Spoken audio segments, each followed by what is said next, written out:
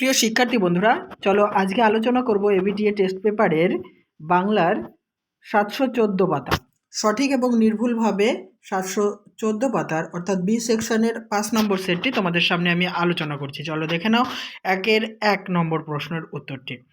তপনের মেসোমশাই কোন পত্রিকায় তপনের লেখা ছাপানোর কথা বলেছিলেন? অপশন গ, সন্ধ্যা তারা পত্রিকায়। 1.2 গ্রাম প্রধান অমৃতের নামকরণ করেছিল। অপশন খ, অদল। 1.3 পুলিশ সেজে হরিদা দাঁড়িয়েছিলেন। অপশন গ, দয়ালবাবুর লিচু বাগানে। 1.4 অভিষেক শীর্ষক কাব্যাংশটি মেঘনাদ বধ কাব্যের যে স্বর্গের অন্তর্গত? অপশন খ, প্রথম স্বর্গ। 1.5 আমাদের চোখ মুখ ঢাকা আমরা ভিখারি। উত্তর হবে 12 মাস। অপশন ঘ সঠিক উত্তর। 1.6 সমুদ্র নিপতি সুতা হলেন। অপশন খ, পদ্মা। 1.7 রাজশেখর বসুর ছদ্মনাম। অপশন গ, পরশুরাম। 1.8 সিজার কাসকাকে আঘাত করেছিল। অপশন গ, স্টাইলাসে। 1.9 বাংলা বৈজ্ঞানিক প্রবন্ধাদিতে আর একটি দোষটি হচ্ছে এ প্রসঙ্গে প্রাবন্ধিক যে প্রবাদের উল্লেখ করেছেন তা হচ্ছে অপশন খ, অল্পবিদ্যা ভয়ঙ্করী। 1.10 কারক শব্দের অর্থ যিনি করেন। ক অপশানটি সঠিক। 1.11 চারটি ছাত্র পদটির টি কিসের দৃষ্টান্ত? এটি হচ্ছে নির্দেশক। অপশান গ হবে সঠিক উত্তর। 1.12 ছেলেটি কি খেলায় না খেললো, কি জাতীয় কর্ম?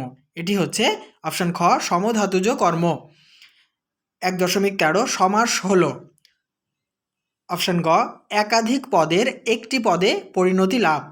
1.14 বুড়ো মানুষের কথাটা শুনো। নিম্নরেখ পদটি যে সমাসের উদাহরণ তা হচ্ছে অপশান খ, কর্মধারয় সমাস। 1.15 বাংলার এই দুর্দিনে আমাকে ত্যাগ করবেন না যে ধরনের বাক্য? এটি হচ্ছে অনুজ্ঞাসূচক বাক্য। অপশান ক সঠিক। 1.16 ক্রিয়ার অর্থ প্রাধান্য পায়। অপশান খ, ভাব বাচ্চে। 1.17 জগদীশবাবু সিঁড়ি ধরে নেমে যান বাক্যটির ভাব বাচ্চের রূপ হবে।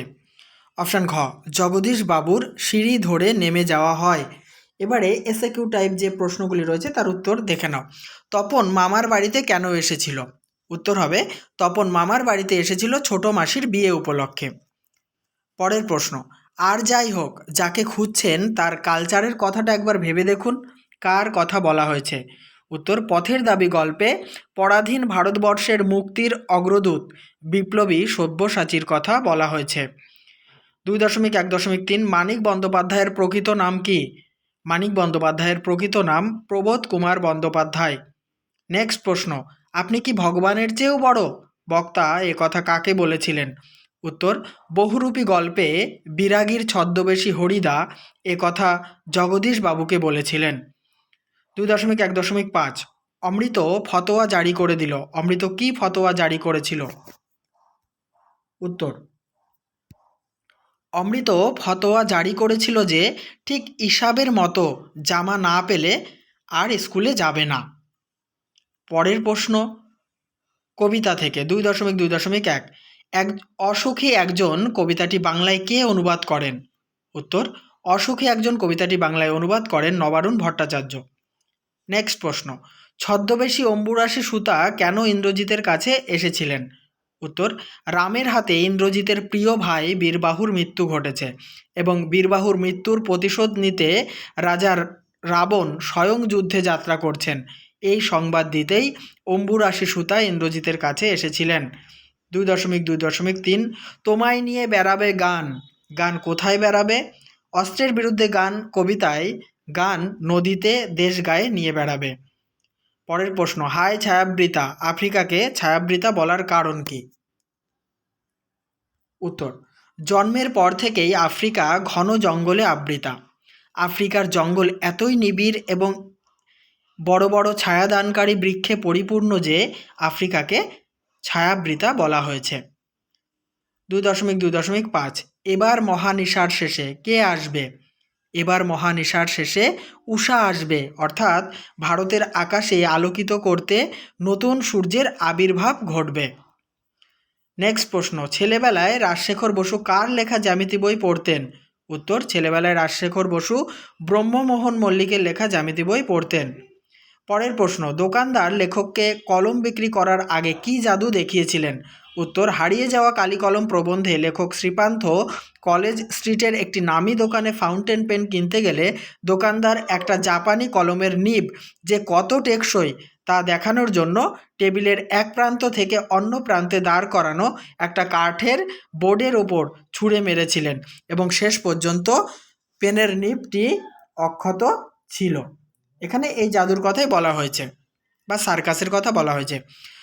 2.3.3 এতে রচনা উৎকট হয়। এটা অনেকবার অনেক সেটে করানো হয়েছে, তবুও বলছি, রচনা উৎকট কিসে হয়? অনেক লেখক তাদের বক্তব্য ইংরেজিতে ভাবেন এবং যথাযথ বাংলা অনুবাদে প্রকাশ করার চেষ্টা করেন, এতে রচনা উৎকট হয়। নেক্সট প্রশ্ন, ক্যালিগ্রাফিস্ট কাদের বলা হয়? উত্তর, ওস্তাদ কলমবাজদের ক্যালিগ্রাফিস্ট বা লিপি কুশলী বলা হয়।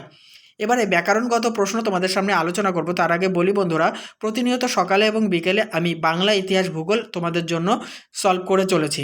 তাই কোনোভাবে যদি আমার আপলোড করা ভিডিও তোমরা নোটিফিকেশান মিস করে যাও, আমার চ্যানেলের প্লে লিস্টে চলে যাবে, ওখানে বাংলা, ইতিহাস, ভূগোল আলাদা আলাদা ফোল্ডার হিসাবে সাজানো আছে এবং তোমাদের দশম শ্রেণীর বা মাধ্যমিকের সমস্ত সিলেবাস অনুযায়ী সমস্ত প্রশ্নের উত্তর কিন্তু ওখানে তোমরা পেয়ে যাবে।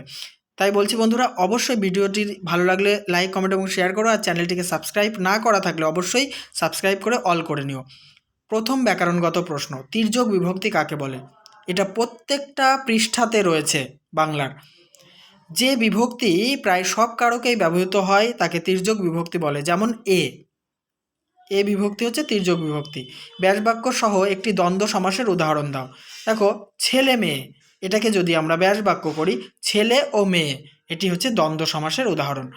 নেক্সট 2.4.3 বিধেয় প্রসারকের একটি উদাহরণ দাও।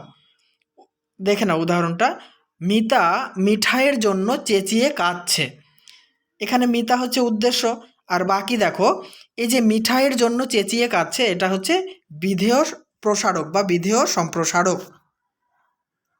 পরের প্রশ্ন 2.4.4 গঠনগত দিক থেকে বাক্য কয় প্রকার ও কী কী? উত্তর, গঠনগত দিক থেকে বাক্য 4 প্রকার। সেগুলি হচ্ছে সরল বাক্য, জটিল বাক্য, যৌগিক বাক্য এবং মিশ্র বাক্য। নেক্সট, বিভক্তি ও অনুসর্গের পার্থক্য লেখো। এই প্রশ্নের উত্তরটাও প্রায় পেজে পেজে রয়েছে। দেখো উত্তর, অনুসর্গের নিজস্ব অর্থ আছে কিন্তু বিভক্তির নিজস্ব কোনো অর্থ নেই। নেক্সট প্রশ্ন, কথারূপ অমৃত, এই যে ব্যাসবাক্য করা আছে এটাকে সমাসবদ্ধ পদ করে কোন সমাস তার নাম লিখতে হবে। কথারূপ অমৃত, এটাকে আমরা সমাসবদ্ধ করলে পাবো কথামৃত, এটি রূপক কর্মধারয় সমাস। কর্মকর্তৃবাচ্য কাকে বলে? উদাহরণ দাও। যে বাচ্চে কর্মকে কর্তৃপদ বলে মনে হয় তাকেই কর্ম কর্তৃবাচ্য বলে। উদাহরণ, শঙ্খ বাজে, কাসর বাজে, ঢাক বাজে, বাঁশি বাজে, এগুলি সবই কর্মকর্তৃবাচ্যের উদাহরণ। 2.4.8 তারই বেশি চাওয়া হয়, কর্তৃবাচ্যে পরিণত করো। দেখো, এক্ষেত্রে কর্তৃবাচ্য করলে বলা হবে তার বেশি চাই। অনেক সময় আমরা বলি না, তার বেশি না হলে হবে না, তার কম হলে হবে না, তার মানে তার বেশি চাই। ঠিক আছে, তার বেশি চাওয়া হয়, তার মানে তার বেশি চাই। নেক্সট, আমার কথা মনে রেখো না বোধক বা নস্তার্থক বাক্যে পরিণত করতে বলেছে। আমার কথা ভুলো না, আমার কথা মনে রেখো, এটা হ্যাঁ বোধক বাক্য, আর এটাকে যদি আমরা না বোধক বাক্যে করি, আমার কথা ভুলো না। নেক্সট 2.4.10 নিম্নরেখ পদটির কারক বিভক্তি নির্ণয় করো। চিঠি পকেটে ছিল, দেখো পকেটের তলায় থাক, আমরা যদি প্রশ্ন করি, মানে পকেটের তলায় দাগ আছে, আমরা যদি প্রশ্ন করি যে চিঠিটি কোথায় ছিল, উত্তর আসবে পকেটে, তাই এটি অধিকরণ কারক। পকেটে এ বিভক্তি। এবার চলিত গদ্যে বঙ্গানুবাদটি তোমরা মিলিয়ে নাও। প্রথম line, home is the first school where the child learns his first lesson. গৃহই হলো প্রথম বিদ্যালয় যেখানে শিশু তার প্রথম পাঠ গ্রহণ করে। Next line, he sees hears and begins to learn at home. সে দেখে, শুনে এবং গৃহেই শিখতে শুরু করে। Next line, in a good home honest and healthy men are made. দেখো, উত্তম গৃহে সৎ এবং স্বাস্থ্যবান মানুষ তৈরি হয়। Bad influence at home spoils, আবার বলছি, bad influence at home spoils a child. গৃহের কুপ্রভাব একটি শিশুকে নষ্ট করে দেয়। তাহলে বন্ধুরা, এই আলোচনার সঙ্গে সঙ্গে আমি টেস্ট পেপারের এই সেটটি সমাপ্ত করছি। অবশ্যই ভিডিওতে লাইক, কমেন্ট এবং শেয়ার করবে। আর চ্যানেলটি সাবস্ক্রাইব না করে থাকলে অবশ্যই সাবস্ক্রাইব করে পাশে থাকা বেল বাটনটি দাবিয়ে দাও। আর আগেকার ভিডিওগুলো দেখার জন্য বাংলা, ইতিহাস, ভূগোল দেখো, তোমাদের আমার চ্যানেলের প্লেলিস্টে সব আলাদা আলাদা ফোল্ডার হিসাবে সাজানো আছে।